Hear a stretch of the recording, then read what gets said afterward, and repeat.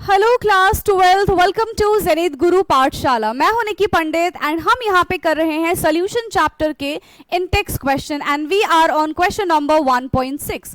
So the question is H2S, a toxic gas with a rotten egg-like smell, ठीक है, is used for qualitative analysis if the solubility of H2S in water at STP is 0.195, ठीक है।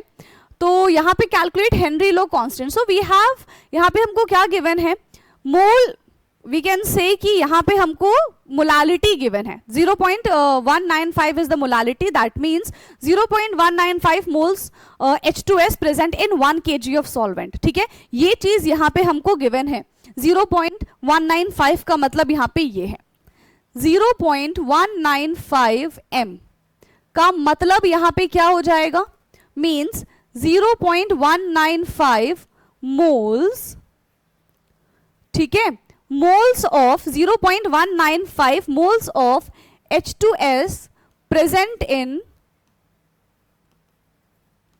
ठीक है, किस में present हो जाएगा, ये 1 kg ऑफ वाटर में प्रेजेंट हो जाएगा, 1 kg ऑफ वाटर।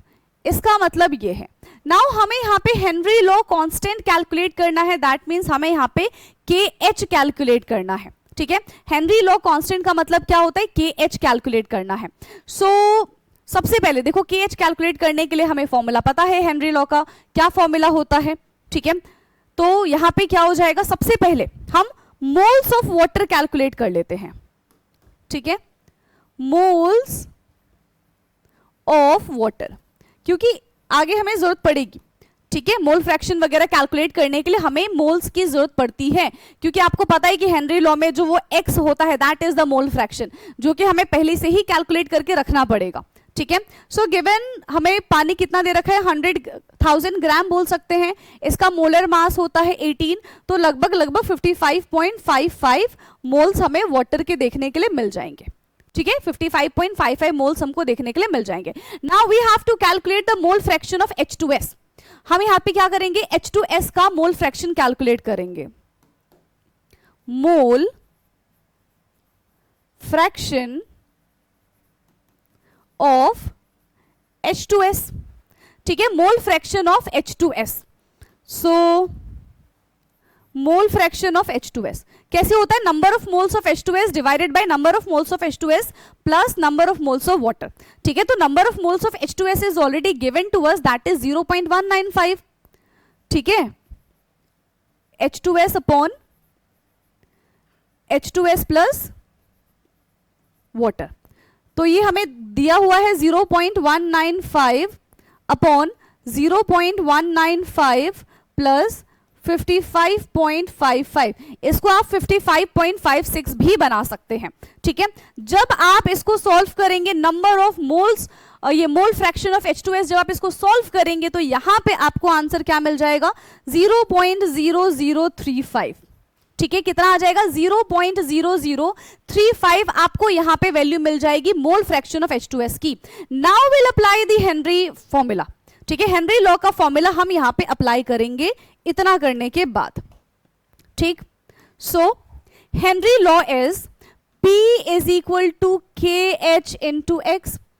P यहां पे क्या है, हमारा प्रेशर है, that is 1 atm, KH is the Henry law constant और x यहां पे हमारा वो मोल फ्रैक्शन था, ठीक है। सो P हो जाएगा हमारा 1 atm, that is the atmospheric pressure. अगर हमें इसको पास्कल में कन्वर्ट करना है, so 1 atm is equal to 1.013 into 10 raise to the power 5 pascal, ठीक है। 1 atm इज इक्वल टू 1.0, ठीक है, 1.013 into 10 raise to the power 5 pascal, ठीक। अब देखो हमें प्रेशर पता है, हमें x की वैल्यू भी पता है, क्या हम यहां से KH निकाल सकते हैं, yes. So KH is equal to P upon mole fraction, ठीक है, क्या हो जाएगा, KH is equal to P upon mole fraction.